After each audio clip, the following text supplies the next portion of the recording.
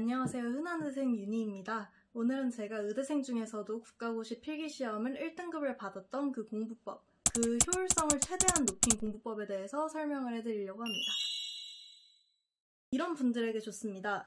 미친듯이 많은 시험 범위, 저희 같은 경우에는 내과, 외과, 산부인과, 소아과, 응급의학과, 신경과, 정형외과 그런 말도 안 되게 많은 범위들이 모두 범위가 교과서 이런 식으로 되어 있어요. 뒤에 보이는 이게 내과 하나의 양입니다. 내가 갖고 있는 시간은 한없이 적을 때, 시험이 다가오는데 나는 아직 1회독도 못했을 때, 그럴 때 바로 적용하기 좋은 공부법입니다.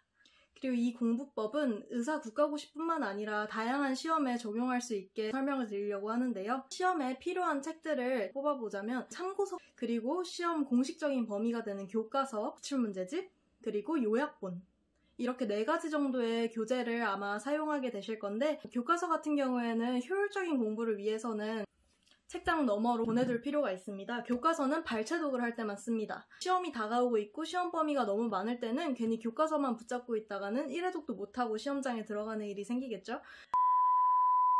이제 가까이 해야 될 거는 기출문제집이랑 요약서입니다. 단권화를 해서 시험 전에 그것만 반복해서 볼 수 있도록 하는 게 정석 공부법이긴 한데요. 저 같은 경우에는 그것조차도 많아서 제가 따로 요약본을 만들었어요.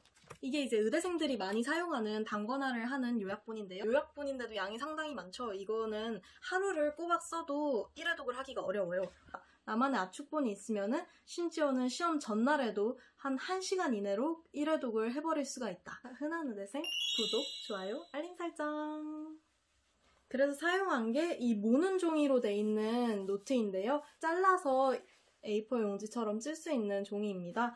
언제든 한두 장을 빼거나 더하는 게 간편하도록 펀칭을 해서 얘네를 링으로 묶었습니다.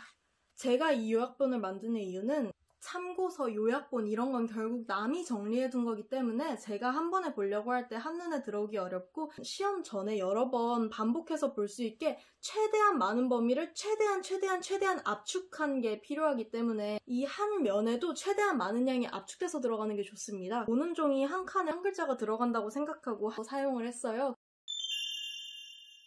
이제 각 파트가 이제 챕터별로 있을 텐데, 의대 공부 같은 경우에는 순환기내과, 호흡기내과, 신장내과 이런 식으로 나뉩니다. 각 파트에 앞에 중요한 정보를 언제든지 쓰고 바로바로 볼 수 있게 한 장의 여분을 만들어놔요. 저 같은 경우에는 요 위에 소 챕터의 이름을 써두고, 자, 1번부터 기출문제집을 보면서 바로 여기다가 답을 적었습니다. 종이를 반으로 접어서 왼쪽에 문제를 풀고 모르는 개념들을 오른쪽에 정리해둡니다. 이 문제를 풀 때 알아야 했던 내용인데 내가 몰랐던 거 간단하게 적어둡니다. 문제를 풀면서 중요한 부분은 반복되는 경우가 많아요. 그런 부분은 기출문제집에서 과감하게 X를 그어줍니다.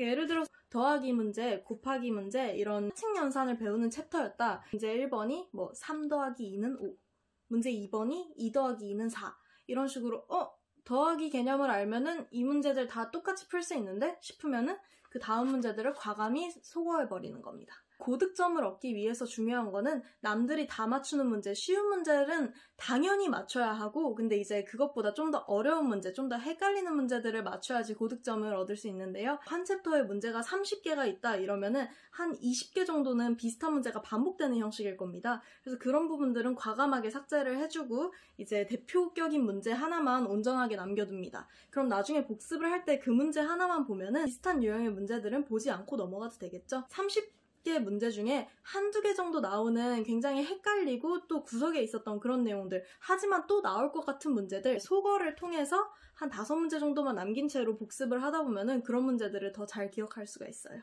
그래서 여기 같은 경우에는 22문제였는데 문제집 10장이 넘어가는 분량입니다. 원래라면은 반복해서 볼 때 그 10장을 다 넘기면서 봐야 됐을 거를 그냥 이 한 면을 통해서 볼 수 있게 만드는 거예요. 그래서 이렇게 모든 문제들이 1회독이 끝난 다음에는 1회독을 하고 나서도 아주 헷갈리고 어려운 부분들이 있을 수 있어요. 그런 파트는 추가로 참고서를 보면서 공부를 해야 합니다. 필요한 부분들 위주로 보충을 한다고 생각하고 참고서를 처음부터 끝까지 다 볼 생각을 좀 접어두는 게 전 좋다고 생각합니다. 기출문제와 유사한 문제가 자주 나오는 그런 유형의 시험은 어쩔 수 없이 여러 번 회독을 하는 게 좋고요. 또 여러 번 회독을 하기 위해서는 그 압축본, 간결한 압축본이 있어야지 여러 번 회독을 하겠죠. 언제까지 교과서를 몇십 권씩 보고 있을 겁니까? 그래서 이렇게 압축본을 만드는 게 제 공부법의 핵심이고, 또 하나는 그렇게 반복되는 문제들을 과감하게 소거하는 것. 1, 2, 3, 4번 문제를 볼 거를 최대한 그냥 한 문제만 보고 넘어갈 수 있게 압축을 하는 게 핵심입니다. 그래서 저 같은 경우에 원래도 좀 잘 알고 있던 파트는 오히려 얇아요, 문제집이.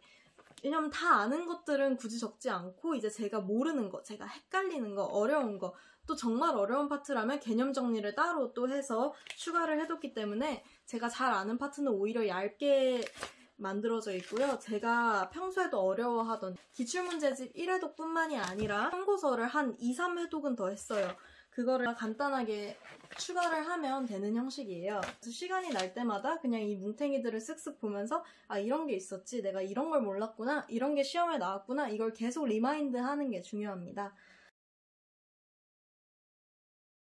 이거는 이제 시험이 임박했고 시험 범위가 많은 분들이 적용하기에 좋은 공부법이지, 아직 시간이 굉장히 많이 남으신 분들은 전 정석대로 공부하는 걸 무조건 추천합니다.